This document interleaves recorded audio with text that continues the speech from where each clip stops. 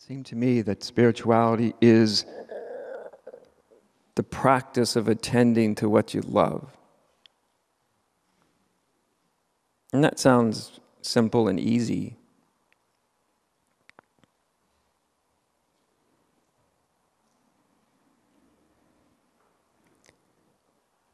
But it's a bit deeper than it appears to be. I think the spiritual yearning has a lot to do with not just what we want, but what we love.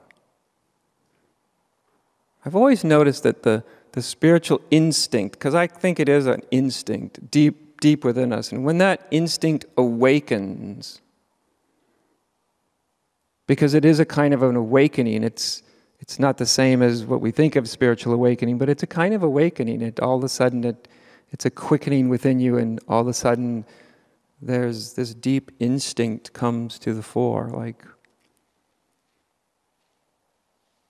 and what's always fascinating to me is the difference between spirituality as the pursuit of a desire is usually this is what I hope, this is what I want from it.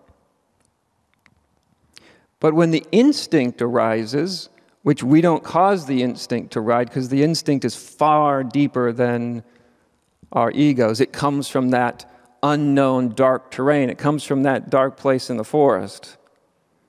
And it just arises, and you don't quite know why or where it comes from. But it arises, and it has this kind of interesting paradoxical quality. There's always something very personal about it. There's always something that you, as a particular human being, hope to experience, let's say, from attending to that yearning. But also, the instinct in and of itself will always have a bigger component too. That's how you kind of know that it's the sort of instinct arising of yearning rather than just the desire, just trying to get a piece of spiritual candy that you hope will taste good. But it's because it also includes, because it's connected to the whole. So the instinct will also have this aspect to it that has a kind of sympathy, you could say. I don't know if that's the right word exactly, but a kind of sympathy for the rest of life, right? Or you might say, if you're theistic, for God, right? God's obviously something that transcends the ego. Whatever the word God represents, it obviously has to be something that's bigger than the ego, right? Be something that's universal, that connects to everything and everyone. So I've noticed that the spiritual instinct will include these two elements. Sometimes one is a little more weighted than another, and that can change as your own spiritual depth changes. And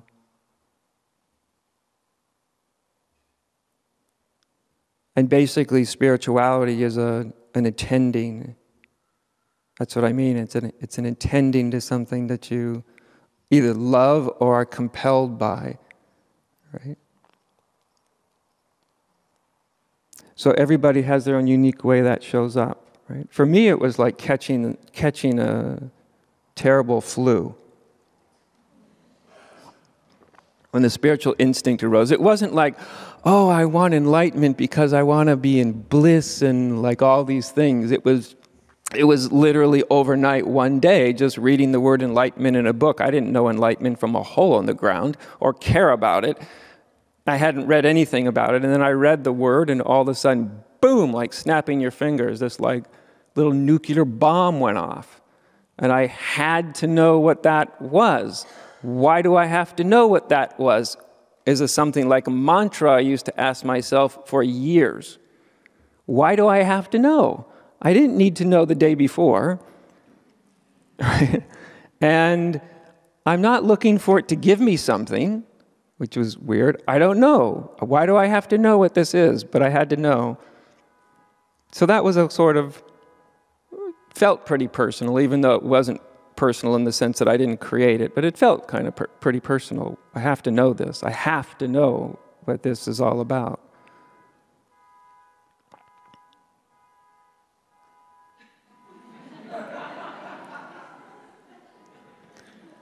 You ever know if you go with noise, you can kind of make music out of it in a way? It's better than going against it.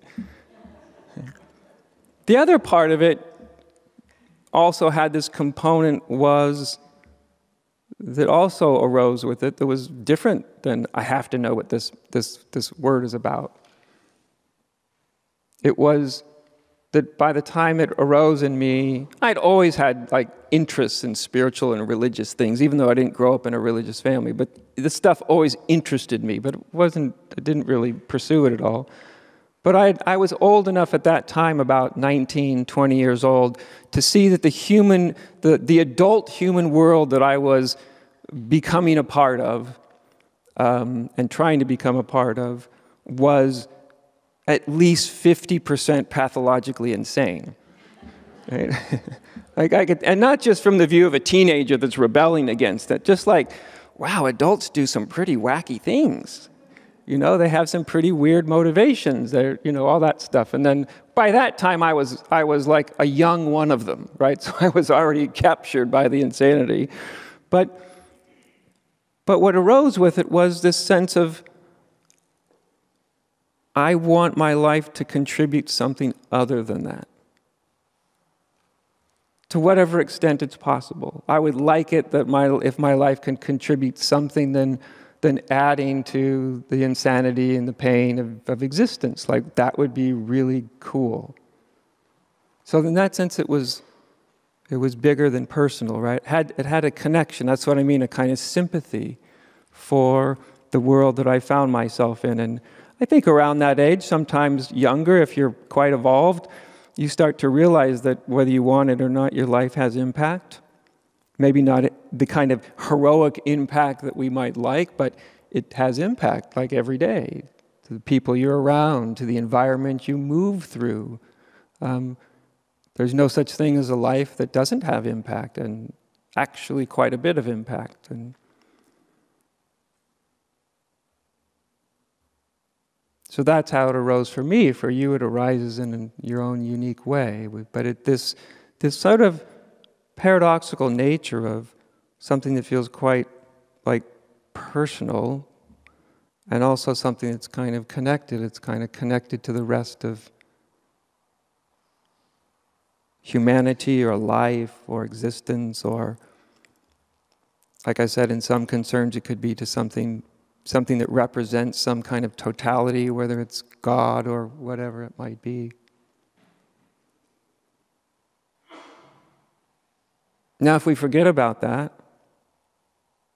which it's easy to do, actually, because you get involved with spirituality and nowadays, you can pretty much find any teaching that you want on the internet, that's like the click of a finger, and you can listen to somebody like me give a talk, and if you're not careful, if you're not quite careful, really careful, if you're not careful, you start to chase after what somebody else describes or talks about or writes about, because it might be compelling. Like, it might seem like, well, that would be cool, that might solve a lot of problems, or that sounds wonderful, and without even knowing it, it's easy to start to move away from something that's innate to you.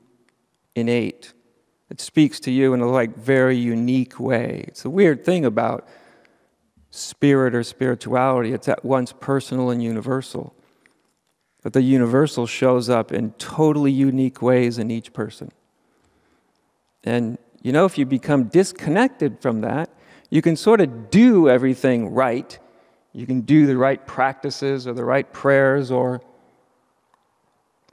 go to the right events or whatever we think we should be doing spiritually. But if we lose connection with that, have a really deep feeling for what's the way that spirit is uniquely speaking to us or uniquely being experienced in us, then it's like it's like having an appliance that you've pulled the plug out of the wall.